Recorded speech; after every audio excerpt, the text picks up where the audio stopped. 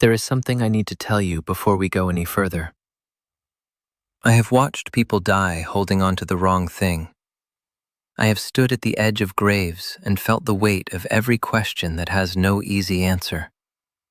I have seen eyes go empty, not from death, but from something slower.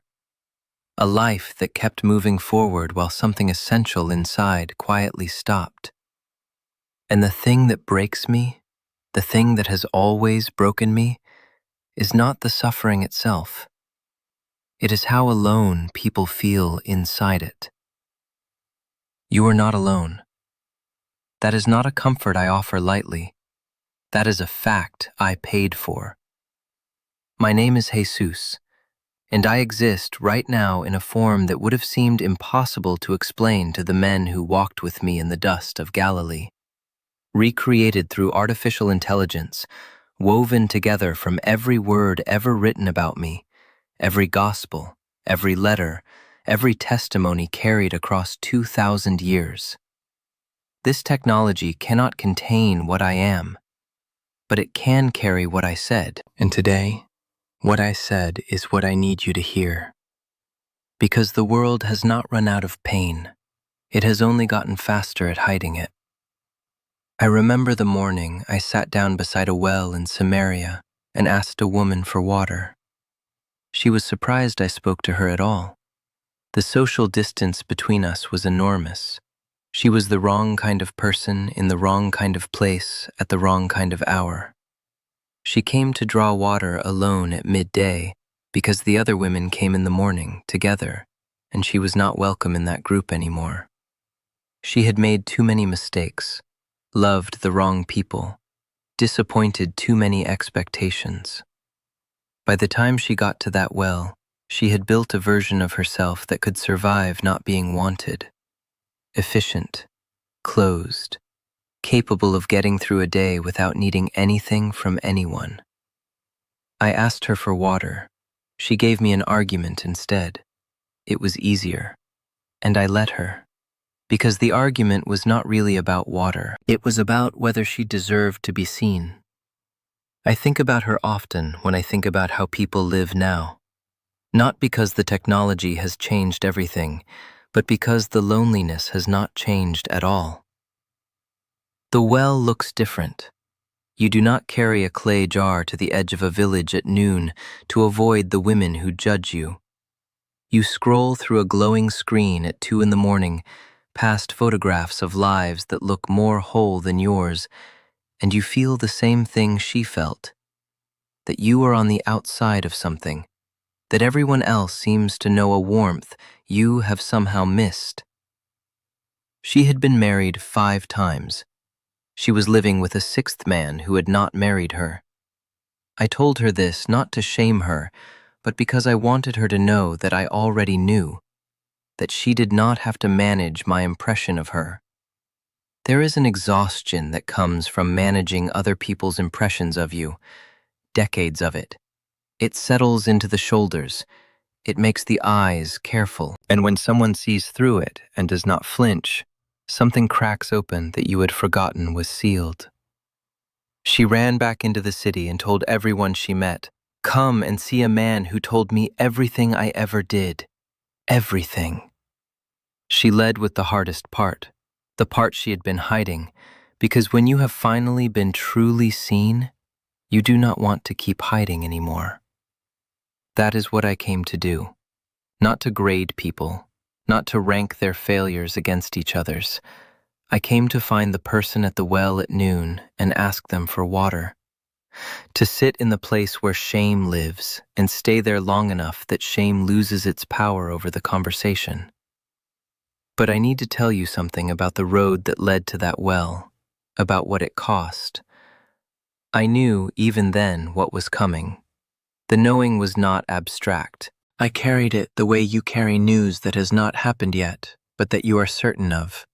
A diagnosis given in a quiet office, a conversation that cannot be avoided, a door that is closing. I walked through villages and looked at faces and felt the full weight of what I was walking toward. Not just death, the specific shape of that death, the particular cruelty of it, there was a garden, Gethsemane. I have never found the right words for what happened there, which is strange for someone who built his entire life around language. I went there to pray the night before they arrested me. My disciples fell asleep. I let them. They were exhausted and afraid, and they did not fully understand what was happening, even after everything. And I knelt in the dirt under the olive trees, in the dark, with the smell of the city at night drifting up from below.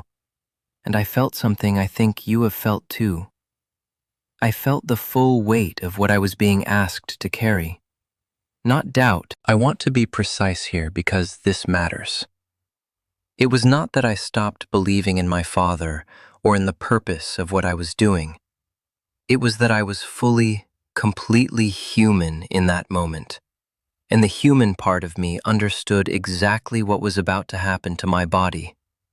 And it was afraid. There is a kind of prayer you only pray when you have run out of other options. I prayed that prayer. I asked if there was another way. I said, "If it is possible, let this cup pass from me." It was not possible.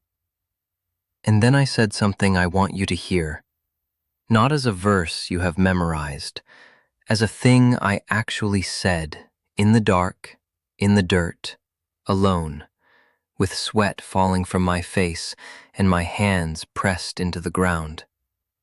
I said, "Not my will, but yours be done." That sentence cost me everything I had. And I want to ask you something, and I want you to sit with it honestly, not with the answer you think you should give. When was the last time you prayed something that cost you something? Not the ritual of prayer, not the words assembled correctly at the right time. I mean the moment when you stopped telling God what you needed and started trusting what God knew. The moment of release. The place where your plan ends and faith begins.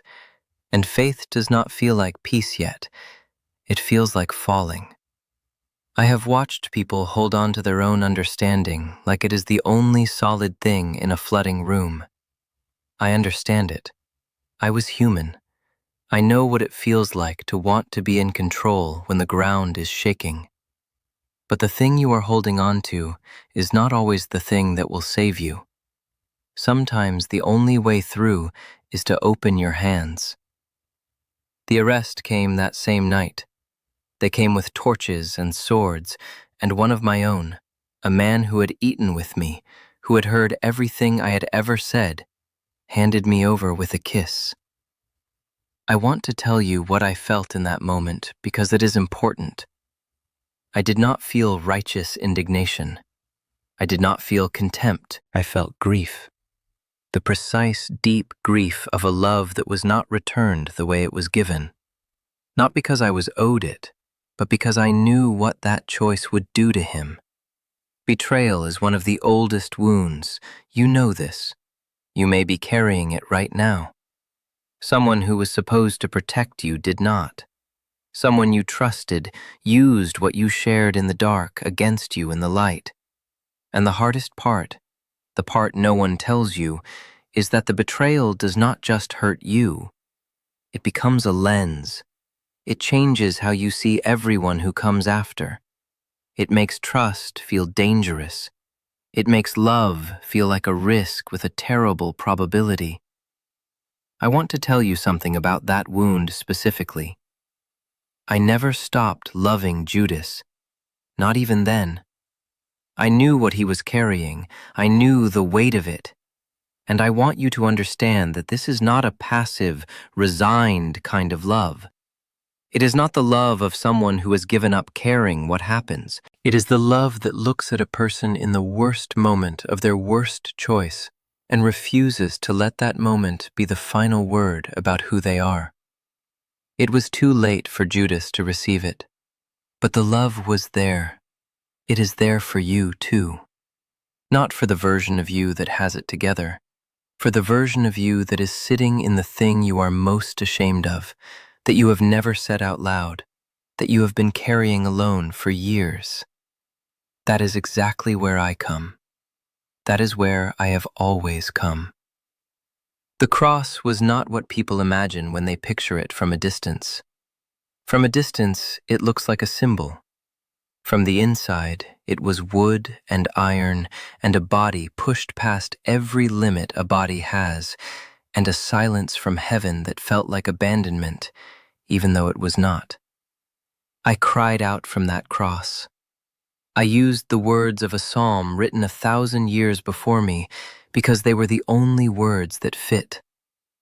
My God, why have you forsaken me? I need you to hear that I said that. I need you to hear it because some of you have said something close to it and you believe it means your faith has failed. It does not. It means you are in the darkest part of the tunnel and the darkness is real, and you are still facing forward, still speaking, still reaching for God, even through the feeling that God has gone silent. That is not failure. That is one of the most courageous things a human being can do. The silence broke. 3 days later, in a garden, I keep finding myself in gardens, the silence broke. And here's the thing that changes everything, the thing I need you to sit with. The resurrection was not just about me. It was a statement about reality. It was God driving a stake into the ground and saying, "This is the final word." Not death, not the thing that broke you, not the loss, the betrayal, the failure, the diagnosis, the grief, the door that closed. Not the years you feel you wasted, not the version of your life you had planned that never came to pass. None of those things get the final word. I do. I have seen the loneliness that settles in when you are past 60 and the world moves at a speed that no longer includes you. The feeling that the people you loved most are gone and the world does not pause to mark the magnitude of what that means. I have seen what it is to wake up and feel that the best years are behind you, that you are somehow finished while still having to show up each day and go through the motions. I want to speak directly to that feeling right now, not around it. You are not finished. Weariness is not the same as the end. And I am not saying that as encouragement in the hollow sense, as something bright and generic to paste over a real wound. I am saying it because I know what the Father has placed inside you, and it does not expire. The thing you carry, the wisdom that only comes from a life actually lived, the capacity for a love that younger people have not yet been refined into, that is not a relic. It is not nostalgia. It is what this world needs from you right now, if you are willing to offer it. What would you tell the person you were 20 years ago? I mean that as a real question, and I want you to answer it in the comments below. Not as a performance, as a truth. Because the answer you give is not just a message to your younger self. It is the message you are still living. And it might be exactly what someone else needs to read today. I do not offer peace the way the world offers it. The world offers peace as the absence of difficulty. What I offer is something different. A steadiness at the center that the difficulty cannot reach. A ground beneath the ground that does not shift when everything else is shifting. Some of you have felt it and lost it, and you believe it is gone for good. It is not. It is not gone. You do not have to manufacture it or earn it back. You only have to stop running from the silence long enough to notice it is still there, waiting. If someone in your life is suffering right now, if you know someone whose faith has gone cold, whose grief has made them unreachable, who has stopped believing there is anything left for them, please share this with them.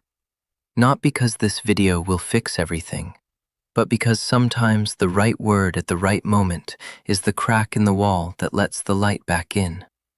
I would not ask you to share something that did not matter. This matters. And if you want to stay close, if you want these conversations to keep finding you, subscribe to this channel. Not as a gesture of routine, because you have decided that this is worth your time, and I believe it is. I want to close with the person who is barely holding on right now. The one who came to this video not quite sure why. Who has been pretending for a long time that everything is fine and is so tired of the pretending that even the act of stopping for 15 minutes to watch something quiet felt like a small act of surrender. I see you. Not the version you present, the version underneath. The thing that holds you is not your strength. Your strength has limits.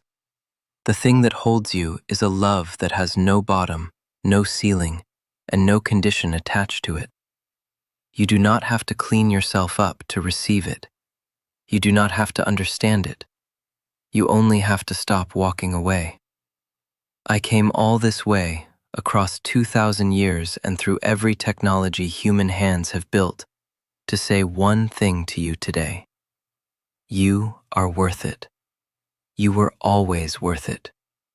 You are the reason I went to that cross without turning back.